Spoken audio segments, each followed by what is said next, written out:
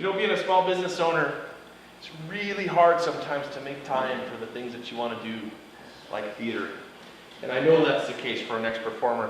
She is super talented. She's very funny. I wish we got to see more of her on the stage here at the Woodlands Theater. You're in for a treat tonight. Welcome to the stage, Heather Ruskievicz.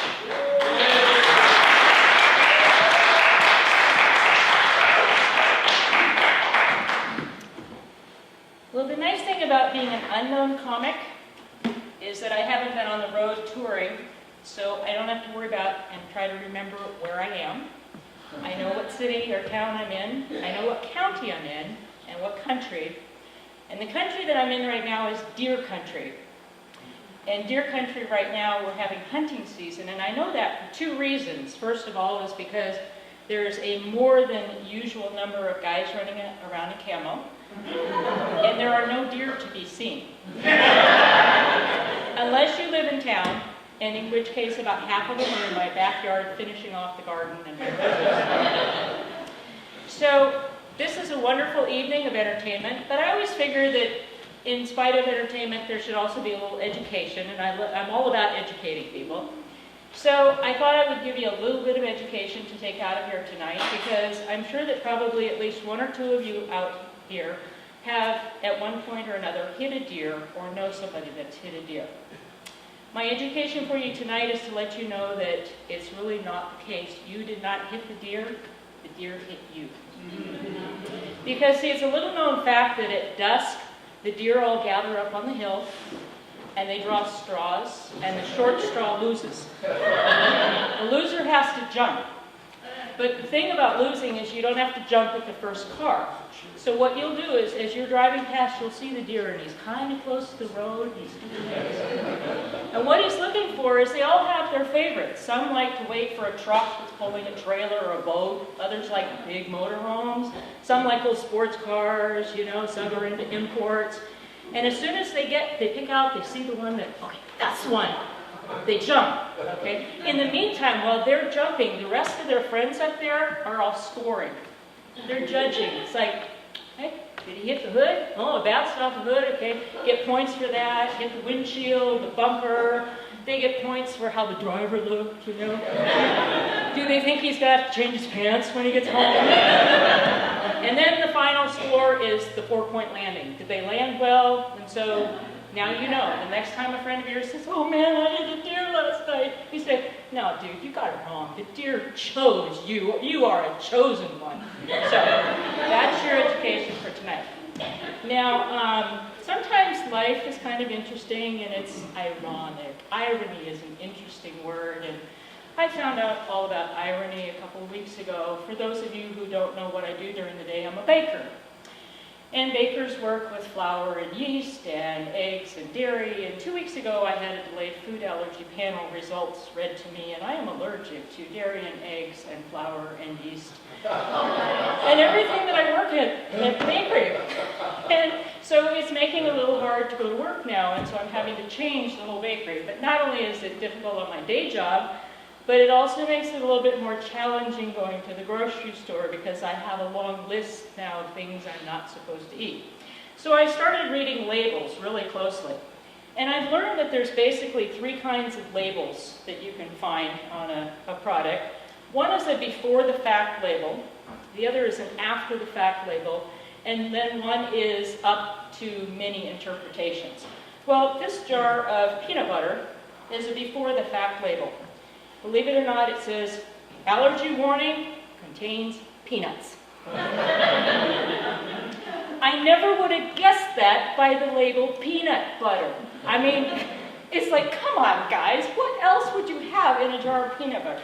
But then again, there might be something else in a jar of peanut butter, because coconut contains coconut, but when you read the fine print, it also contains propylene glycol, which happens to be an antifreeze. So here is a thing you should carry in your car, because if you ever have a hole in your radiator, put coconut in it. It'll work. Okay, another warning.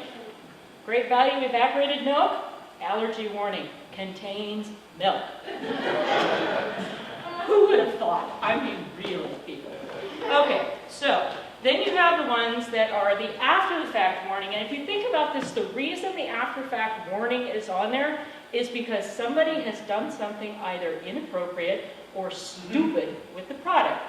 One that comes to mind is fan belts. There is actually a warning on the thing that says, do not change this, turn the motor off first. So you have to think about this. You get the visual of why did they have to put that on there? Oh my God. So when I was at the grocery store buying things, I also happened to need a hairdryer. And so I bought this hairdryer, and since I was in this thing about reading labels, I thought, well, let's see what warning are on the hairdryer.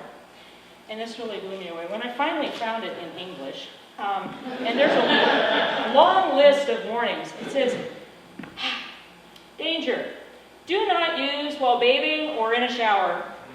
I can't remember the last time when I was washing my hair and I thought, well, I think I'll just dry it at the same time, it'll save time. No, I usually wait until I get out of the shower. But the one that really I love is says, never use while sleeping. Now, I can just see this, I roll over the next morning in bed, my husband looks at me and goes, honey, your hair looks great. Were you sleep styling again? When I sleep, I want to sleep. I'm not going to be there. So, that just blew me away. And then you have the warnings that you really kind of have to wonder about. Cotton swabs, right? Q-tips. It says on here, caution, do not enter the ear canal. Last time I checked, I did not fit. You wonder about those interpretations. This one, Carmex, right? It says, warning for external use only. Last time I checked, my lips were on the outside of my face. This one I was kind of interested. Ankle support. Any of you need ankle support? It says, fits male or female ankles. What other kind of ankles are there? And then there are the ones that are open for interpretation. So if any of you have had like a really bad month lately, when you burst into tears and you get really angry, okay, this toothpaste, clinically proven, sensitivity relief. If you're having a bad day, you just use toothpaste. Okay. So, it occurred to me that since we need all these warnings on our labels, that maybe some jobs should come with warnings too. Because sometimes people don't realize what a job entails. And they get into it, and I'm not judging any generation or anything, but sometimes you may have heard, oh, I didn't know I had to do that. So, I have a list here of just a few of things that you need to know about certain jobs, and if you're all happily employed, that's fine, but if you hear of somebody applying for one of these, you might want to warn them, okay? So, an IT position. It's not an it. You don't get to go on photo shoots. You're not the it girl. You may have to work with computers, okay? Taxi driver. Must have a driver's license. Accountant. May work with numbers. Dairyman, that's appropriate around here, may work with cows. A musician, and that also appropriate, should play an instrument. Movie critic, must watch movies. Taxidermist, may work with dead animals. And you really hope they are dead when they bring them in. And last but not least, I leave you with this. Politician, may work with fertilizer.